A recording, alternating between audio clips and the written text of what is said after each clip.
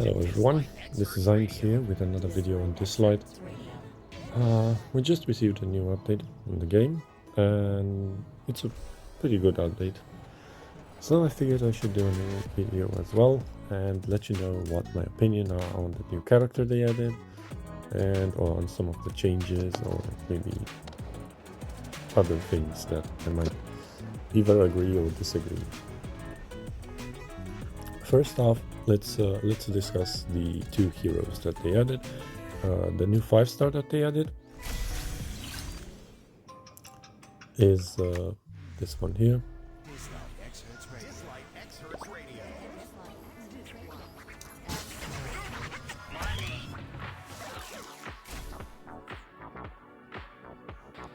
I will fall and then perish. This is called Abzu and Tiamat. It's a 2-in-1 character, I think. It's got status of a controller, meaning it's a character that can debuff your opponent and prevent them from taking turns, most likely. The leader skill is ally attack 30% unconditional. So wherever you want to use her, she gives 30% attack, and you can just boost up everything that can hurt us. all the damage that your team does. It's a quite useful captain ability, and it's one that I always use, but I use it from my Sun Wukong. Okay, let's check out the skills.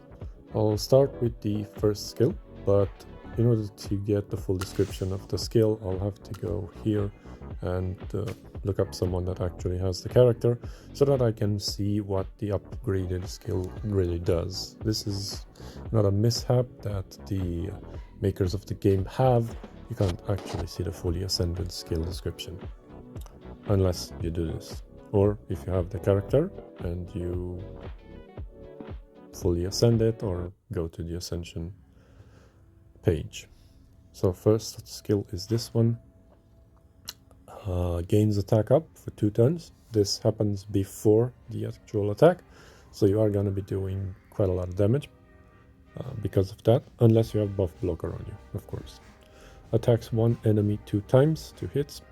Damage is 60% attack, that's 120 attack full at level 1, and 78 times 2, which would be 156 at full level 5. If the enemy is afflicted with freeze, deals splash damage to 2 enemies. Splash damage is 30% attack. Okay, so this tells us one thing. This character is really based on frost. So if you've got other characters that are really strong and apply a lot of frost, you should be doing pretty well with this character. Unless, of course, the opponent has either a lot of cleansing or immunity, or if it's a really strong boss, because they are most likely going to be immune to this debuff. So basically, as far as I can see, this is a character that's mostly good for PvP. I do not see this character as good for PvE or PvM, however you want to call it, player versus monster, player versus environment.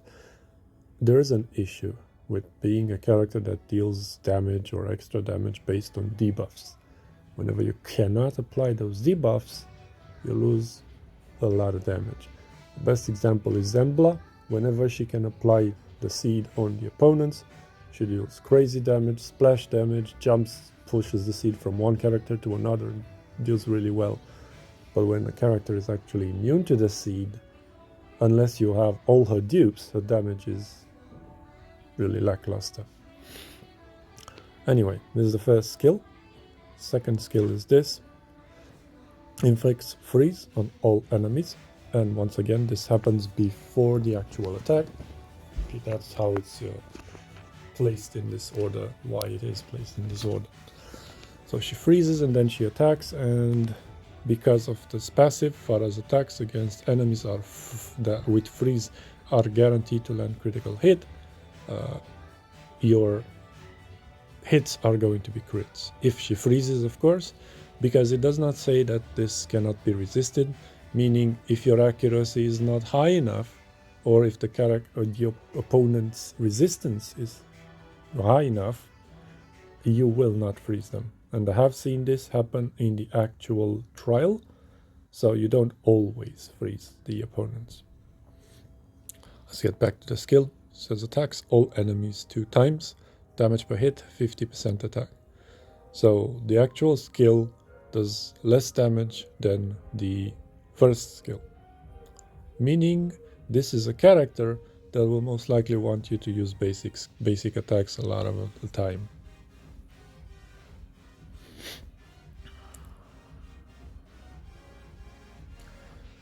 Each hit inflicts defense down for 1 turn, again based on your accuracy and the opponent's resistance.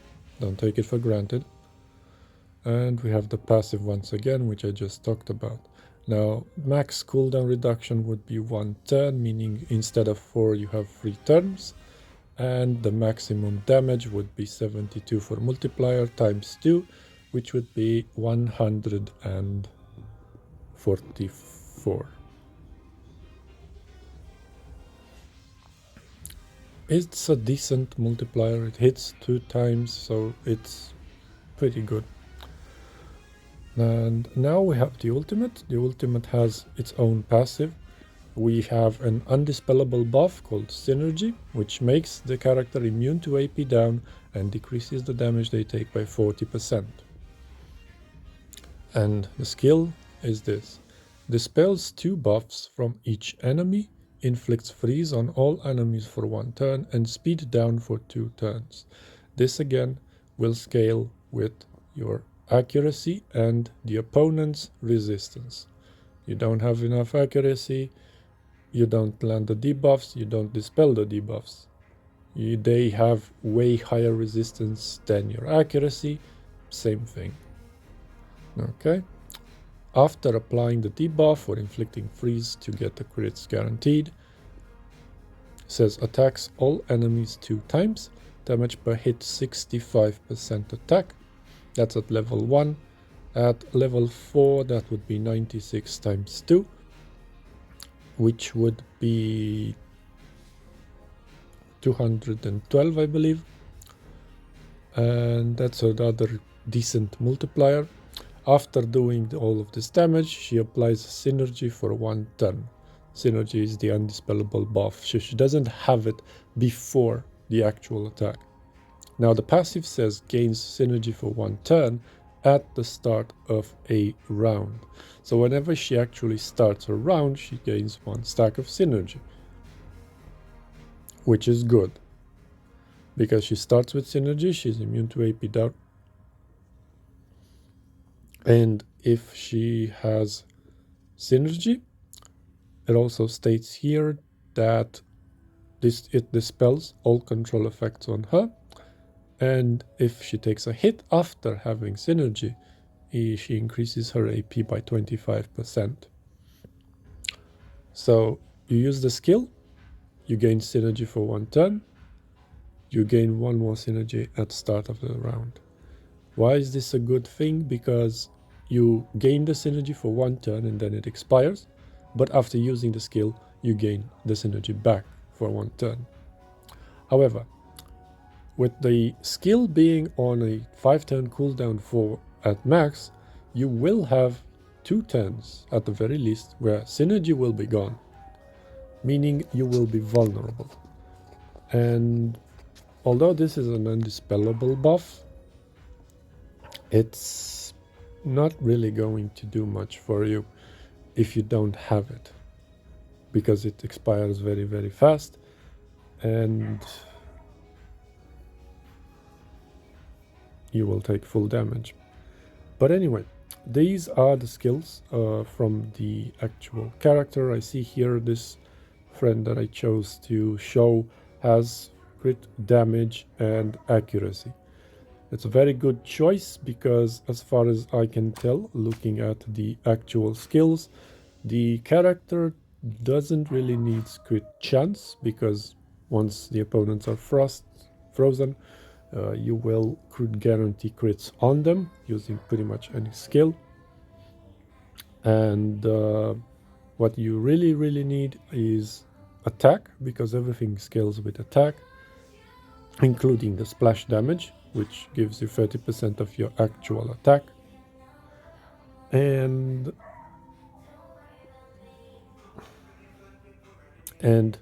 accuracy to land all your debuffs.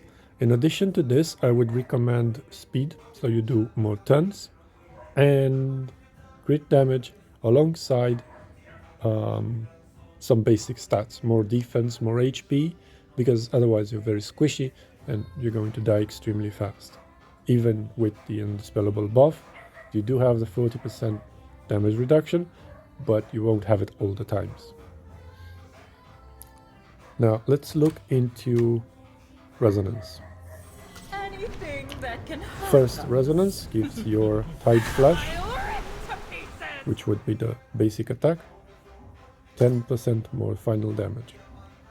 Second one says Stormy Waves after taking a hit. If Farrah has synergy and if the attacker is flow attuned, the AP boost will be changed to 50%. Anything that can hurt Stormy us. Waves would be this. I'll rip to pieces. So instead of 25 here, if you have that, you get 50.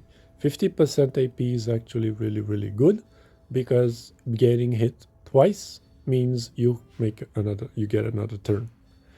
And considering that this character will have Anything that can hurt us. 2 turns that they will not be having synergy, gaining a turn every 2 attacks is better than gaining a turn every 4 attacks. Yeah, that's a good upgrade. Anything that can hurt Third us. one says attack, base defense, and base HP 15%. Fourth one says 20% chance to ignore resist when attacking. This is a 20% chance to guarantee landing every debuff. It's a 20% chance, but it's better than nothing, I guess. Anything that can hurt us. More basic stats, 20% more. To pieces. And the last resonance says cold water splash. When any enemy is inflicted with freeze, they take extra damage. Extra damage is 100% of Farah's attack. So, what does this mean? That can hurt It means when you use this skill, your first phase freezes all enemies. If you land this, you do 100% attack damage to them, which is pretty good. That would raise up your multiplier from 144 to 244 at max, assuming you can land your frost on everyone. I'll rip to pieces. Let's also discuss the stickers here. And then perish. When compared with other characters that also have these stickers, this sticker is actually really good for this character, because I did say there seems to be an issue with the character losing their undispellable buff after one turn, so you can't actually prolong it or anything. Well, the devs actually thought of this, and if you actually upgrade your Divinate to level 3, once you use your second skill, you have a 100% chance to gain synergy, meaning both of these 2 skills, this one and this one, will grant you synergy. So in total, you will gain more synergy, which is really good. So I strongly recommend, if you summon for this character, get the level 3 Divinate. There's a 50% chance at level 1, 75 chance at level 2, and 100% at level 3. You don't really need the basic stats, I mean, unless you really want to play this character and you can't get any stats from somewhere else. But the 3 is a must. Makes your life so much more easier. Anything that can. So this here is Abzu and Tiamat. Overall, I do feel like this was is a very good character for PvP in particular, but when compared with other characters that we use in PvP for DPS or controller, she does not boost your team's AP, she does not lower the opponent's AP. Everything that she does is freeze them, so they can't use skills for 1 or 2, maybe 2 turns. She's supposed to be doing decent damage and everything, but when you put her in the really challenging stages, when you're fighting one of those big bosses that need you need to keep farming in order to get a better score and obtain more materials that you can either upgrade your characters or your gear, or maybe fuse or fuse another character. She's not really that good. Would I summon for her? Obviously, with the gold summons, she might drop here, so why not summon for her? She's a 5-star, and she's a decent DPS. Would I use 100 of my special gems here?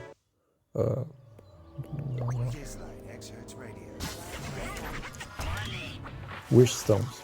Would I use 100 wish stones to get her? Hell no. Unlike other characters that I felt are really worth getting because they had a high value, either in particular events or in particular boss fights. This one, you don't need her for anything. She's okay for pretty much everything, unless you're fighting an opponent that will keep debuffing, applying immunity, or be immune to debuffs. And in regards to the latest ritual miracle, the minions are immune to frost. Now, I have tested her out in trial, which would be here, and I did manage to get a pretty decent score using this team. Not with this set anyway. I used this but tried something else afterwards. Yeah, so this is the team. I would say that she makes a really good team with him. You can also use the crossbow guy. There's a crossbow guy that also freezes your opponents. I haven't invested in him, but I'm pretty sure he can do good. Where are you, mate? You can use him. He freezes your opponents as well, and then she can guarantee their crits. Or this guy. Yeah, this guy also freezes. So these characters work really well together. But this is a team that will once again not work when your character has a lot of cleansing. And when I say cleansing, I don't mean cleansing by skills, because if they're frost, they can't cleanse. But there are characters that remove debuffs simply by being in the battle. One such example would be the Queen Mother. She dispels 1 debuff every time she does a turn, and then heals your team based on some of her HP. Another good example would be Hera. Hera also does it. Like, she dispels 1 debuff from each of your opponent or each of your teammates, and then she boosts their AP. So yeah, those 2 characters can really cock this kind of a team, because if you have them both, every time they do a turn, a debuff will go down. So even if you manage to apply both the defense down and get them frost, they're still going to remove one of them. And it's a random thing that they will do. Sometimes they will remove the frost and leave the defense down, so they'll still be able to do turns. But it is, after all, an interesting concept with them relying on a particular type of team that might be useful in the future for some of the fights. I don't know. I would have really liked to see the debuff not be Frost and instead be Petrify, because Petrify prevents your opponents from actually gaining a cooldown when they do a turn if they are petrified. Frost doesn't do that. So overall the best debuff in the game is Petrify. I always use it to clear the this thing, the Field Miracle.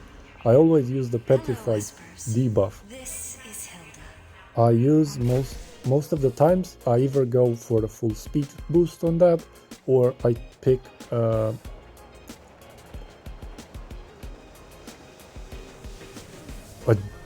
socketed gem that transforms all your CCs into Petrify, alongside one of them that gives the opponent sleep at the very beginning of the game.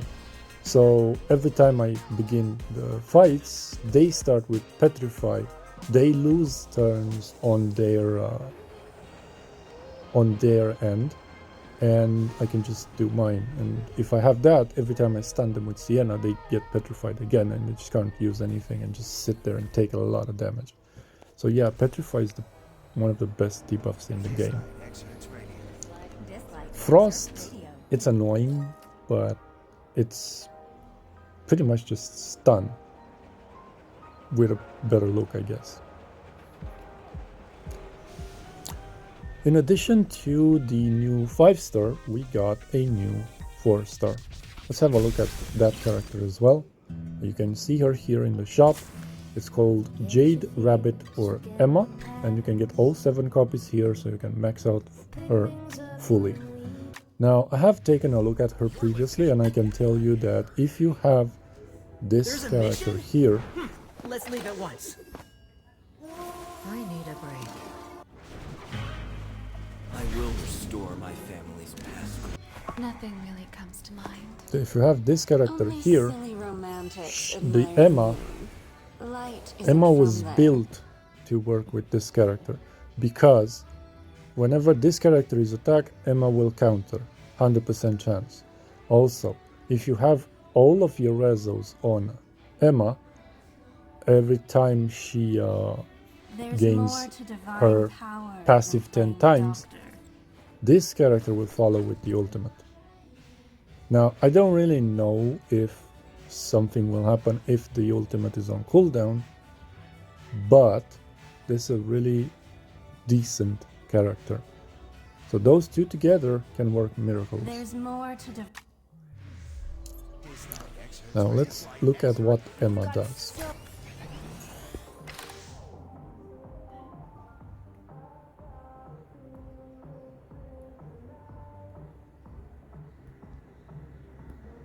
Easy. Okay, so the first skill would be this. Bumping Bash attacks one enemy, damage 100% up to 120 max, 30% chance of inflicting stun for one turn.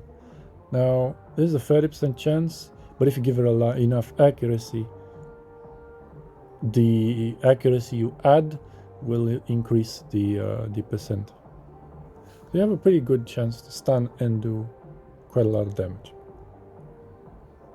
Second, or passive, says when a teammate, excluding Emma, takes a hit, Emma has a 15% chance of counter-attacking. If the teammate is Heng Yue, which is the character that I showed you earlier, counter-attack chance increases to 100%. So whenever someone attacks Heng Yue, she will counter. Now the counter-attack hits the enemy 3 times. Damage per hit is 50% attack, which would scale up to 150 because it hits 3 times. Each hit has 30% chance of inflicting stun. Now, unfortunately, it would have been somewhat better to just have it hit once and have a 90% chance to stun, but this works as well. You will probably land your stun pretty often. Now, the damage can also scale up to 58%, which times 3 would be 174.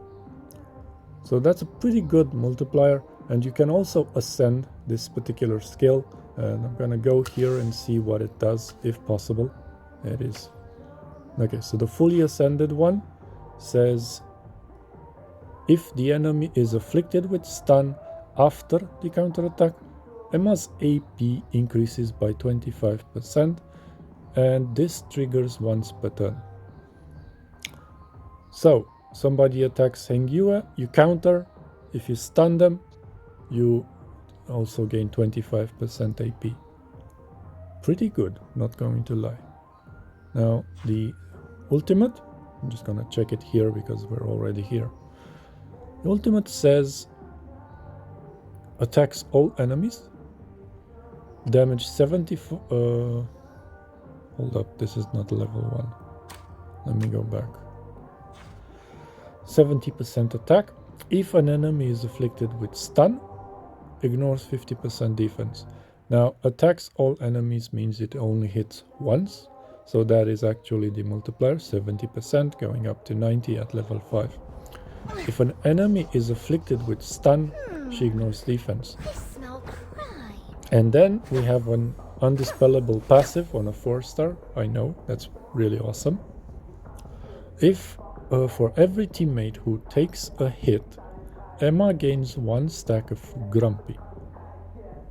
When she has 10 stacks of Grumpy, she consumes all of them, dispels all debuffs on her, and performs a pursuit attack with Stomping Smash. So your opponent's attack, she can sometimes do counters, because if you have Hengyue and they use an AoE, she will counter.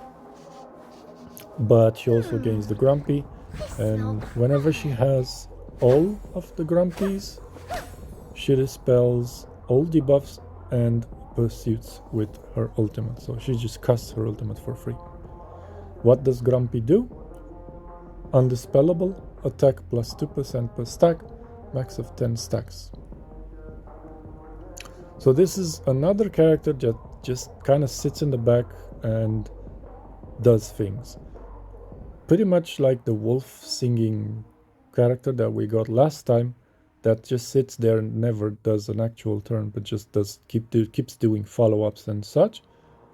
This is a character that takes a lot of actions whenever your character is at attack. So that's a pretty good combination. Let's check out the resos. First resos, Stomping Smash, final damage plus 10%. Second reso, Twirling Thrash. If Hengyue is an ally, Emma gains 1 dead juice at the start of combat.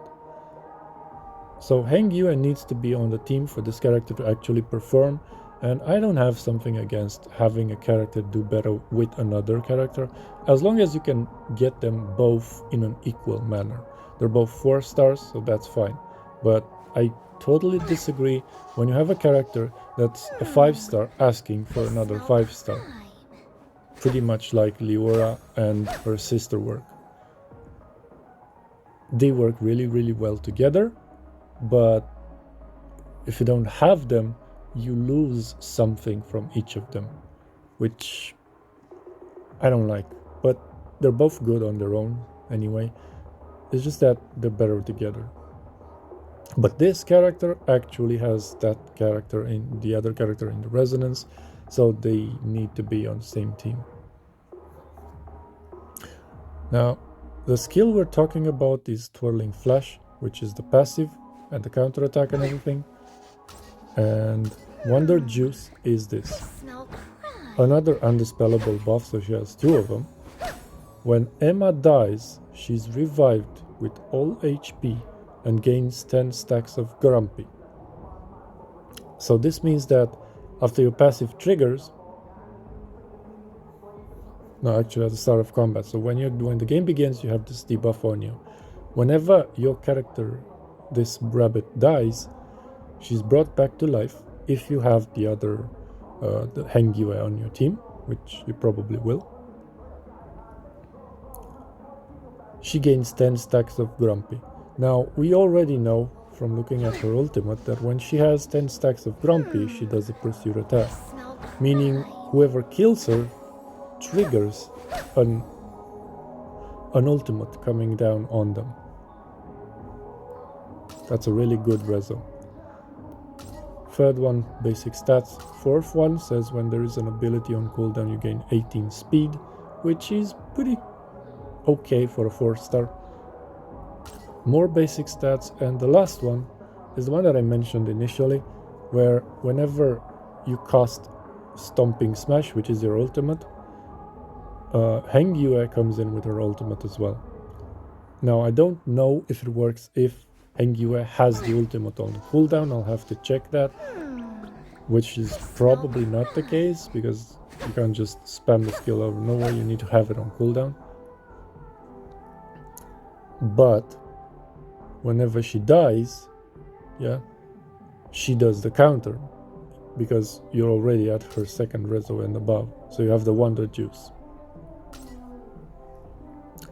And when she ults because of dying, Heng Yue is gonna come in with the actual heal if she has it on cooldown, which is really, really good because it can sustain your whole team. It's a good combo with these two. I really, really like it. Now let's look at her Divinate. When Grumpy reaches more than 5, Stomping Smash final damage plus 6%. And it goes up to 3 where it's 15%. So if you get attacked 5 times, you or your team I guess, you gain 5 stacks of Grumpies and you do 15% more final damage on this. Now this doesn't really have a very high multiplier, but if the opponents are stunned, you do ignore 50% defense, so you are going to be doing a big chunk of damage to them. We also have a captain ability on her, and this is ally attack 24%. It's a decent leader skill because it's unconditional, but I'm never going to be using it in the future. So this is the second new character, Emma. I think overall she could prove to be far more useful than the actual 5-star on the banner. And considering all of her copies can be obtained by simply doing the story, it's a really, really good thing. Like a new character that's actually useful and one that can really, really help with your game. Really, really good. Now, in regards to the store, because there is a store, they did add a new story as well, 3 chapters. Haven't done any of it because I already know that the third one is going to be time locked. So I'm just gonna wait 1 or 2 days before I do the actual story. The missions are here as well. And here's the shop. Yeah, this is where you can get Emma. I strongly recommend you do. She's really, really good. We have the coffee shop where you can buy 3 of Emma's divinates, and I do think there's 3 more somewhere. Maybe not. And the weekend market where I guess you can open equipment boxes of some sort. In regards to the coffee shop, get these 3. Yeah, Emma's Divinate, they're really, really good. Get the summons, get the 5-star Abilimon, 5-star Starimon, 4 stars, get the reset stones, and I guess the rest is up to you. After getting all of these, I would probably go with gold. But that's just me. But the shop isn't a lot. I mean, you can get a 5-star Abilimon, but it's just 1. Like, they always give you the option of getting 1, so if you don't get that 1, what are you doing? You need these to upgrade legendary abilities.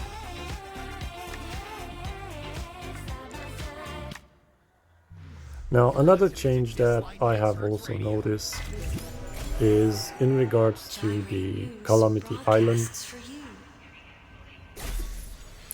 So the Calamity Island now has 2 more mods.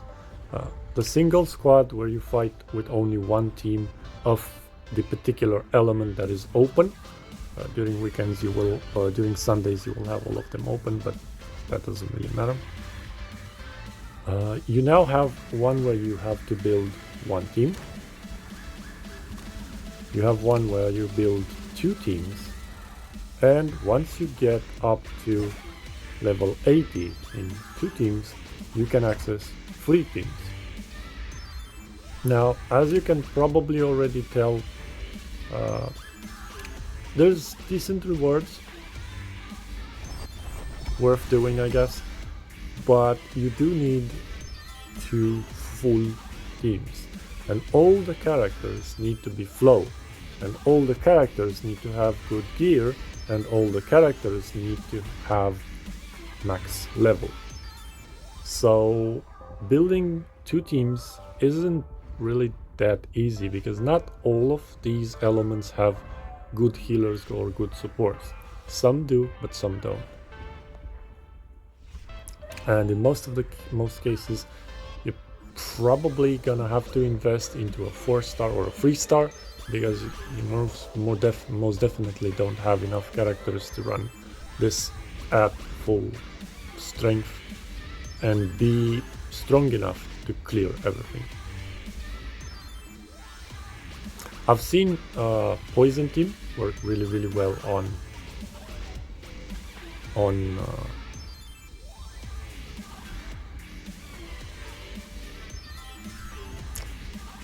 the element that you can actually use it, but it depends on pretty much what characters you have invested in and everything, and you can't use shimmers. So if your main powerful heroes, teams, DPS, supports, whatever are shimmer,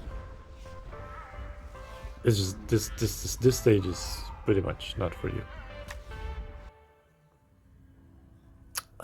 In addition to this, they also added a new level to Chaos Realm. In the first one, the Penrose Stairs have been here in the game and cleared for a very long time. They've added Rubin's Vase. Now, I haven't been really playing this. It's just that some of these fights tend to be rather tedious and specific.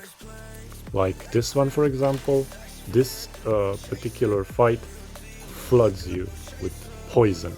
Like the actual stage literally poisons your every team by, I don't know, 6 to 8 times. There's no way you can resist it, and before it happens, it also dispels immunity. So this is a really tough stage. You need characters that can passively debuff, passively remove debuffs. Otherwise, your character is just gonna take a lot of damage every time they start a turn. Now, I've seen a big issue, and characters that cleanse and are supposed to cleanse, like this one, for example. There's a mission? Let's leave at once. The plants told me some funny stories. Wanna hear?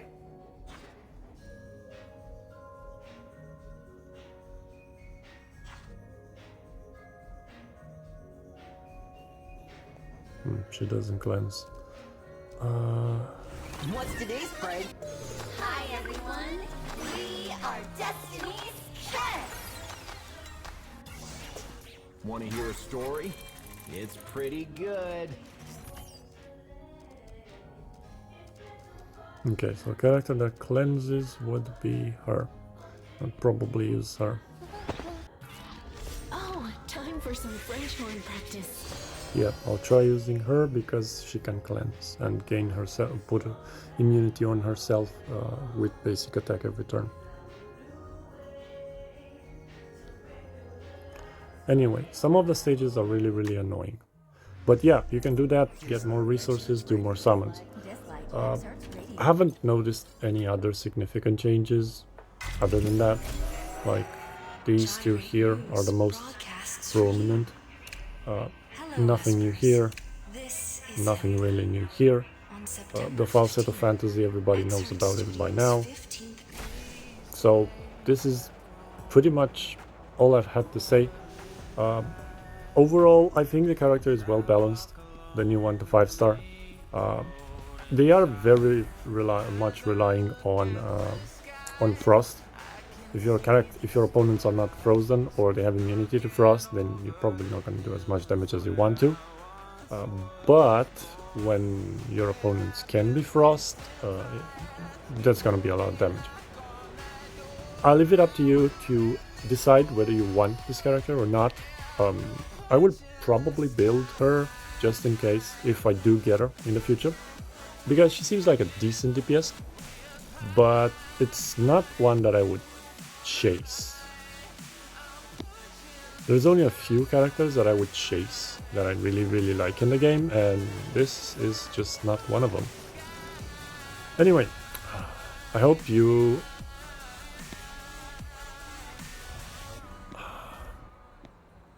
I was about to say I hope you agree with what I said. That's really selfish. I hope you can understand my point of view on this particular character and why I don't have really high hopes for it. Thank you for watching the video and for being here at all, as I know I don't have a lot of subscribers right now. It's just that sometimes you feel the need to do something that you like when compared with everything that you must do. And despite me not getting anything from it, I do find it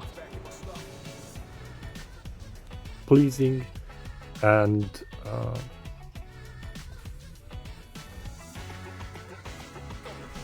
fulfilling to keep posting these videos on a game that I play on a regular basis and share my opinions to those that really don't want to bother with what's new and everything and just want someone to tell them what's new.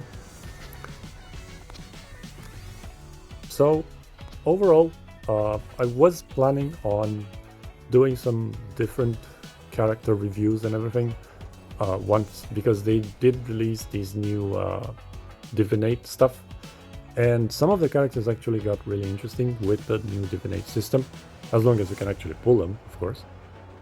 But yeah, I'll have to look into that and see how I can arrange my schedule to maybe post a video once a week, even without an update.